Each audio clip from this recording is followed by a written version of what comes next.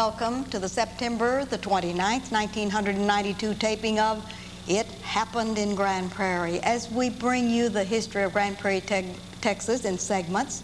And today, in our history tape number 179, we have a very illustrious lady. She has meant quite a good deal to Grand Prairie, Texas, and to its history, and we're so pleased to welcome to the set today Mrs. Evelyn Carletti. Evelyn, welcome to the set. Thank you. We're very excited about having you with us today, Mrs. Carletti. Now, I know that everyone in the assembly is going to be very excited about getting better acquainted with you, and if you'd look out into your camera, and I'd like first of all for you to establish your genealogy. Tell us a little bit about your parents, but first let's give their full names and a little bit about your family. My father was Albert Lee Cornell, and my mother was Edna Balcom Cornell. They were both college graduates, and from the beginning of my time, I've always heard everybody needs to go to college for the culture, for the education, and for the fact that you've got to take care of yourself when you grow up. My father was also one of those that if he showed you that 2 + 3 was 5 one time, he expected you to know it and didn't expect to repeat it the second time. I always think about that. As a school teacher, I'm afraid he would have failed. Not having to repeat. Not having to repeat, yeah. Well, what did he do for a living, and your mother, what was her? My mother was a housewife, All right. and I think she tutored all the kids in the neighborhood. Every time they needed help, they were always coming to my mother. My father was a graduate of A&M, and he was a civil engineer. He worked for the Katy Railroad, and then he was city engineer for several years there in Denison, Texas. Okay. How many children into this very wonderful Cornell family?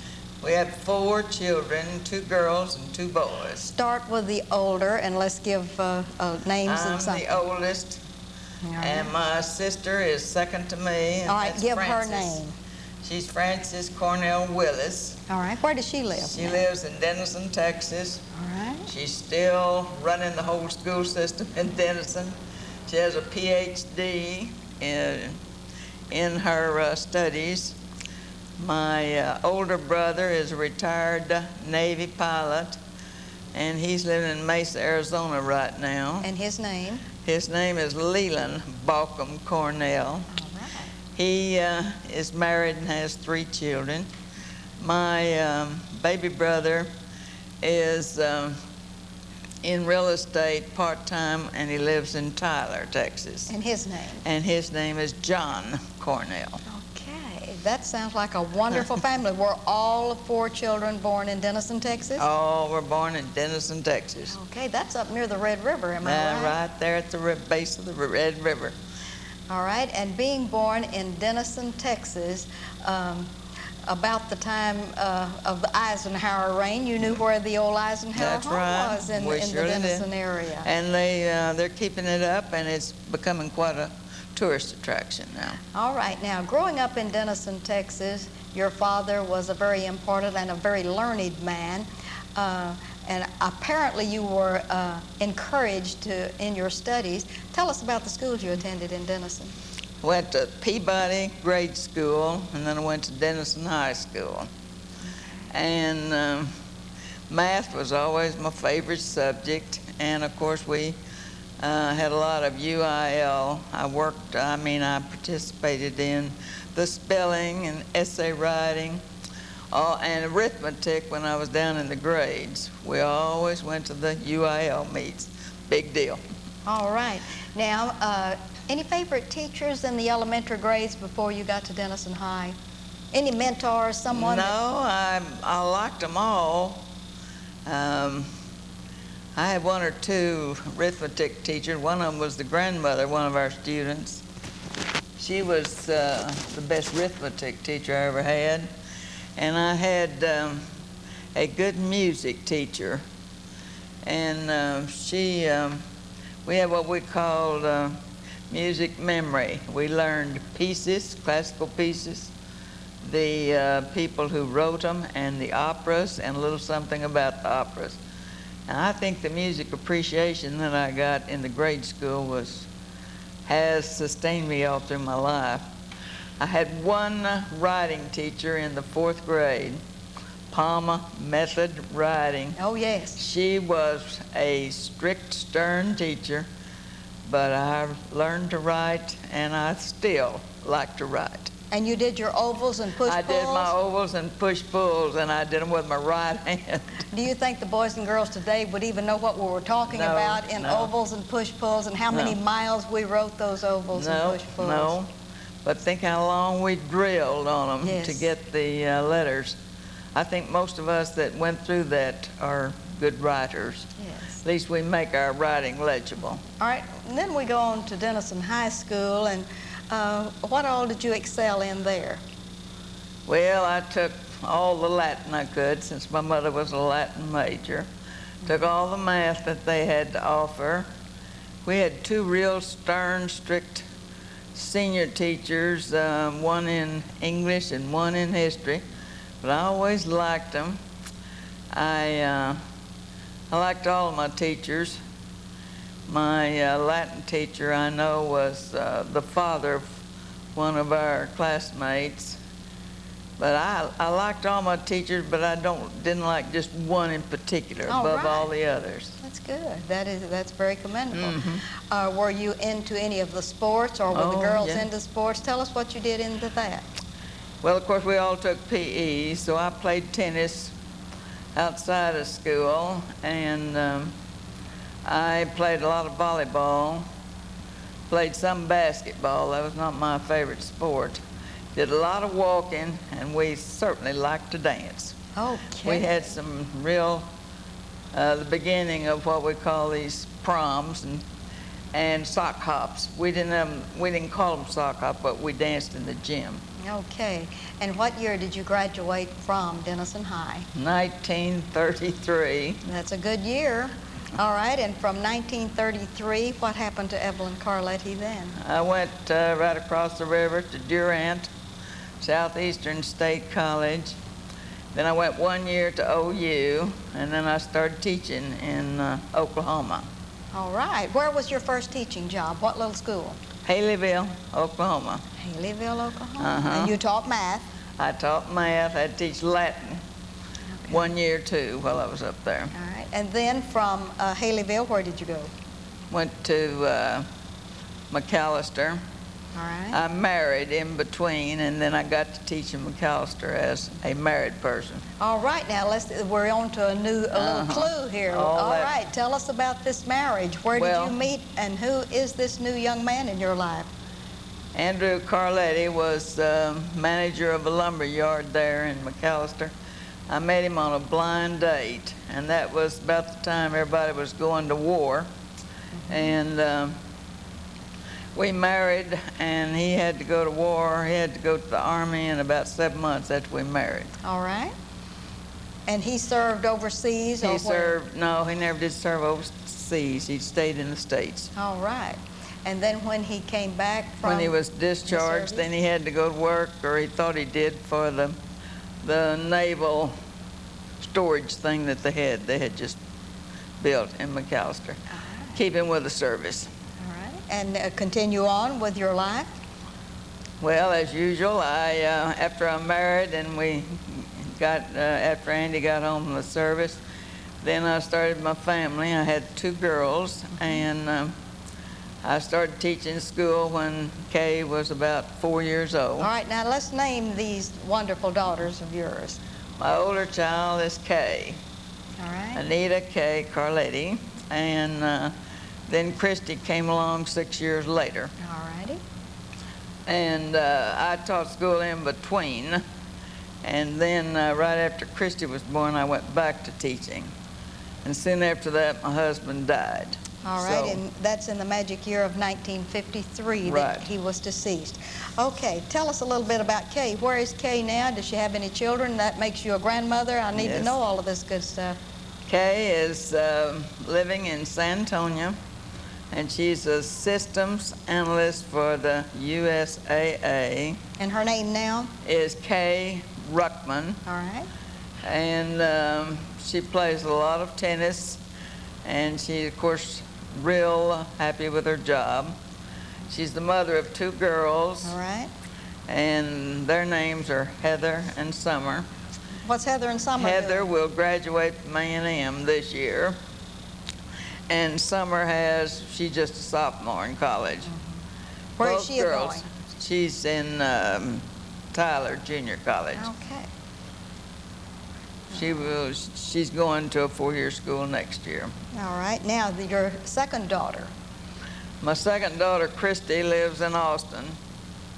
The minute she got out of Austin, she came home for the weekend and went back to live, and she doesn't know the difference between Austin and heaven. She thinks one is the other. They're synonymous, They're aren't they? synonymous, yes. Okay. She loves Austin, and she works at the Capitol.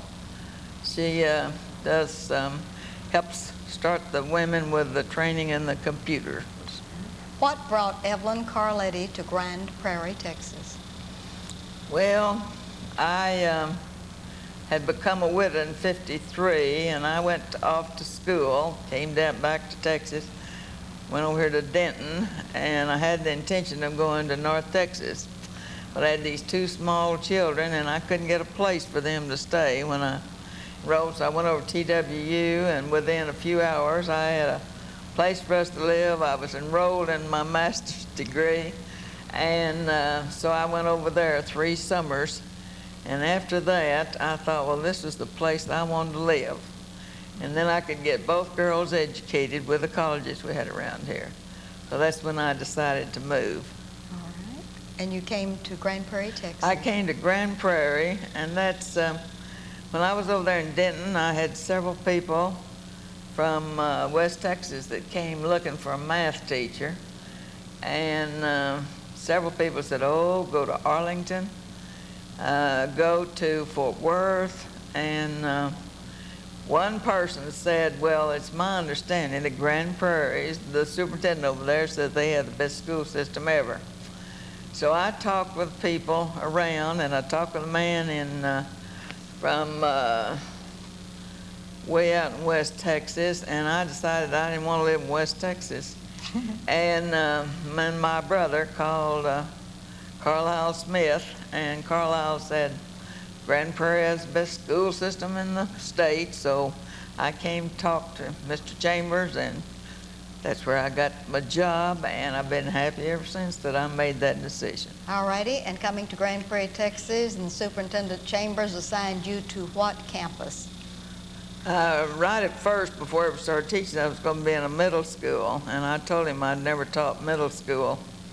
And so before school started in that fall, I was promoted to high school. So I stayed in Grand Prairie High School for 23 years. And in that 23 years, could you name drop some of the wonderful principals that you had? Oh, yes. I had Mr. Holly, Tom Holly, and Hobbs Williams, and I think the last one I had was Phil Ferris. Okay. And you decided then, after these 23 years, what was the magic year of your retirement? 1982. Okay, June the 1st, 1982. That's about 10 years ago you opted out, but you haven't really opted out because I've never seen a lady that is as busy as you are. Let's talk about the busy things that you've done in just a few minutes after you retired.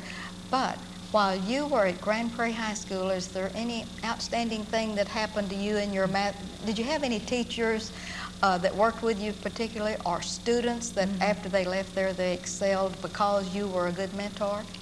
Well, I've had a lot of students, and now that I am retired, I'm seeing a lot more, many more than I've ever dreamed about. I didn't even know they lived here in Grand Prairie. But of course, they're real complimentary and say I meant a lot to them, and they certainly meant a lot to me. Yes. I'm so glad I taught school when I did.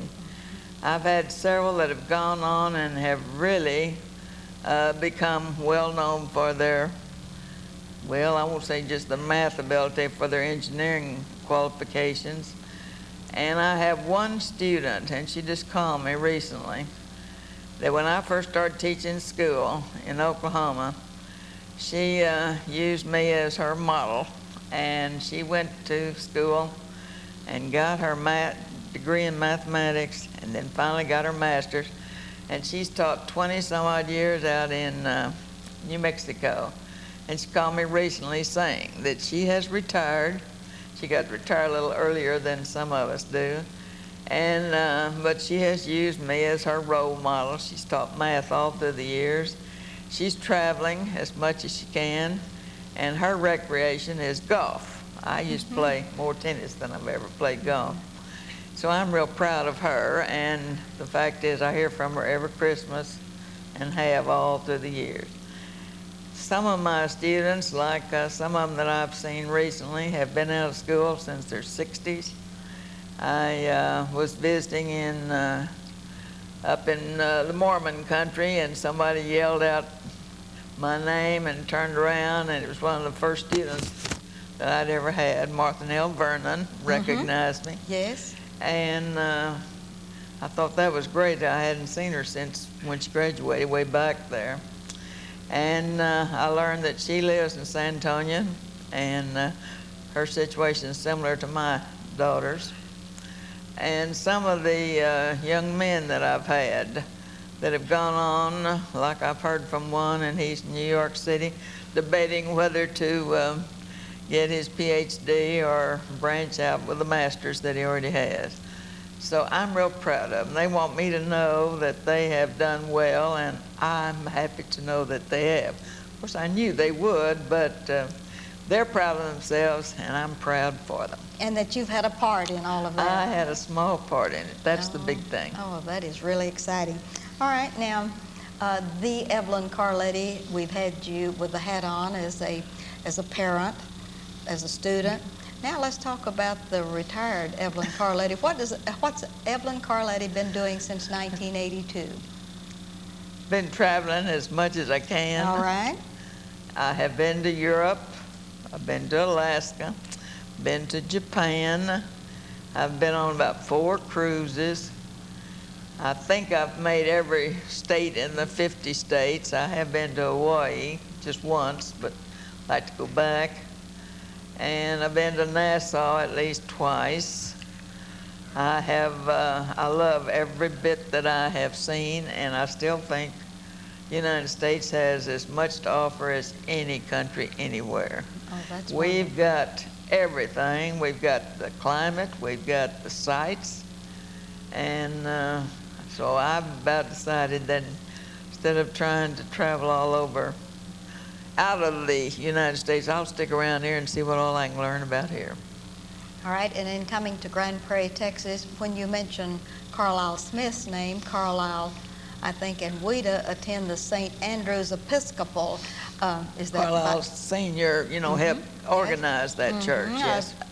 I just wonder if that happens to be your church. So. It certainly happens to be my church, not because of that. Not because of Maybe that. that had a little something to do with it, yes. Yes. I'd always been a Baptist as long as I was in Oklahoma, and was married to a Catholic, so we had a variety in our family. And when I came down here, I went to several churches, and then I started going to St. Andrew's, and I was happy with it, and I'm happy with it now. Did you teach classes or participate? I've been a little bit. I've served on the vestry. Yeah. And I have been a treasurer, and I've done a little teaching in the Sunday school, yes. Try to help out a little bit with the bazaar once a year. Okay, and that's always a fun thing. That's always a fun thing, and you are one of those lovely persons that always comes to it, too. We like the bazaars. All right, next, let's talk a little bit about some of the organizations that you've served that are community organizations, like the AARP and the Golden Ages. I found you at the AARP Senior Citizens Day or Grandparents' Day doing the cakewalk. Tell us about getting involved in good stuff like that. The AARP, I joined, of course, because I believe in it, but I can't always go as much. But they do a whole lot for the senior citizens in Grand Prairie. So our retired teachers, we're not organized as well this year as we should have been, but we've done the cakewalk. And what little money, we've never made any or made a project where we made money out of it. That's not our purpose. So when we do this for the Grandparents' Day, what money we make out of the cakewalk, all the teachers donate the cakes, and we take all the money and buy fans. So this year we'll have enough for another 2 fans. So now we've done this for 4 years, and we feel real happy about the And results. that's the Retired Teachers Association of Grand Prairie, Texas? Yes, and we do it for the senior citizens. senior citizens. For the building particularly. Who is your president this year of your Retired Teachers Association? Lester Smith is still. Is still your president? That's wonderful. Well, we think so. I mean, I'm real happy that we do that. That's great. All right, now let's get down to some of the other things. I know that you're into the Rejabian. You've been president of that. Tell Yep. me what that Rejabian. what piqued your interest in that? I love those people that do the book reviews. It's just marvelous. And to think they come over there and they do it, and I don't have to read the book, and then I know all about it and about the author. I've belonged to Rejabian ever since I've been retired, and it's been a pleasure. And we have some wonderful book reviews, and right now our enrollment is up to 100. When I first joined, we just had it up to 80. But most women that belong to it, we don't have any men, they're real happy with it. As we say, we have such a variety of people who do it and a variety of books that they review. Now, when you were teaching, you had to go to PTA. I believe that's where you and I first saw met, one yeah. another. First time I ever saw you, you were presiding at a PTA meeting when I first came to Grand Prairie. And I was thinking, man, this woman, president of the PTA, she's got a child up here. How much time do you have for everything? And then that first year, seemed like every time I turned around, you were involved in something. You are still the most civic-minded person I know. All right, we need to talk about some other wonderful things that you do. How about tutoring? Now that you're retired, are you ever called on in the community to do any tutoring? I do a little bit. I don't want to do it regularly because I don't want to be tied down. But some of us have gone to the schools and helped out a little bit too. That was one of the projects of my retired teacher, to go out and help students in the various schools after school if they needed help. We've done some of that, not as much as I'm sure we need to do. All right, looking at the calendar very carefully for the, say, looking a year in advance, what are the plans for Evelyn Carletti that you already have on the map for, say, the rest of this year or into next year? Is there anything really exciting? Right now, I don't have anything. I've got, I want to go to the Myerson Symphony for the Christmas program. The little trips I'm planning or thinking about are small trips, like day trips, short trips, and such as that. I don't have anything just really planned to do, but most of the things that I belong to take up my time, so I'm going to have to use a little bit more time and concentrate on some things and let some of the other things go, I'm afraid. All right, now I'd like for you to leave our show with a couple of messages. First of all, I'd like for you to look out into your camera and talk to some senior citizens. Tell them how important it is to stay active, whether they travel in Grand Prairie or travel outside of Grand Prairie. Tell them why. Would you do that for me? Certainly. I think everybody, especially with senior citizens, you've got to keep mentally alert. Our bodies are all deteriorating. You get around 2 or 3, you can always find about new aches and new pains. But I'm a firm believer, and I am a crossword puzzle fiend, and I like that New York City puzzle. I like Scrabble of all kinds. But I feel like my day gets started with that, and when you read things, it says people that do that, that keeps your mind alert. And then being with people, you have to associate with people, have to be around them, and you've certainly got to be physical, got to keep moving, because if you sit, you start getting stiff. So my thing is about retirement: enjoy each day and make the most of it, and do the things, but do something. Just don't sit and do nothing. You had a wonderful set of parents, and you have been a good parent also. would you look out now to the camera and talk to the young people that may be aspiring to a career, maybe in math or in other things, and just give them your philosophy of life on studying, staying in school, how important it is for their education. As an educator that served our Grand Prairie ISD for many, many years, I think that you could set the stage for students if you would do that for us at this time. Well, I think everybody has to like school. Whether you don't like it or have to cultivate a taste for it, then do it. We can't live without some kind of education. And of course, my theory is you can't live without a sense of numbers. There are too many people that can't spell and can't read or can't write, but they've got to be able to handle numbers. This is a world of numbers, both with people and with money and with exchanges of all kinds. So I'd say take everything you can in high school.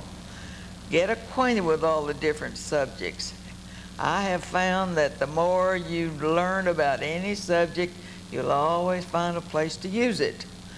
Then when you go to college, it'll take you 2 or 3 years probably before, if you go to college, before you know what you want to do. And sometimes even after you come out, you don't know. But try out things, do something that makes you happy, and then specialize, get good at it. I find that people that, no matter how little a job they do, if they do it to the best of their ability and they do it well, then they are happy in their accomplishment.